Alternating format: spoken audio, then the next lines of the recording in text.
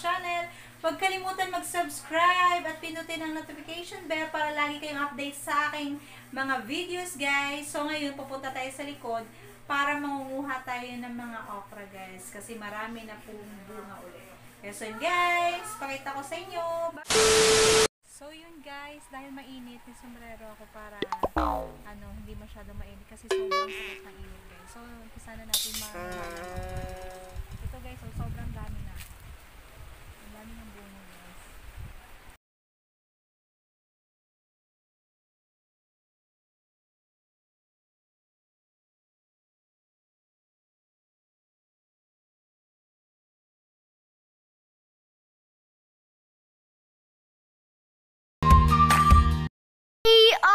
Later. So yun, guys, dami na tayo nakuha. Meron pa. Ito pa, guys, oh.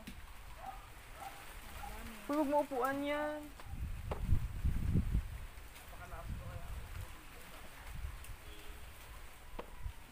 Ang ganda ka mo. Malalaki na. Sobrang dami. Ang bilis. Ilang araw ko lang to. Parang 2 days ko palang hindi nakuhaan. Sobrang dami niya na.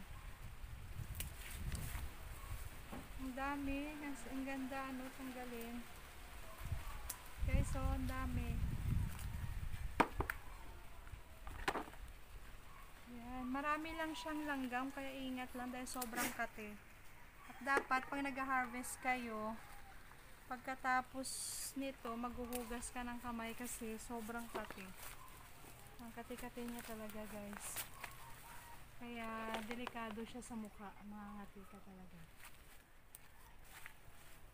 Ang daming langgam pero buti naman yung mga bunga niya hindi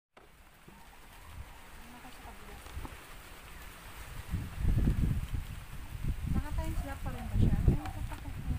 Ay, mamaya lang.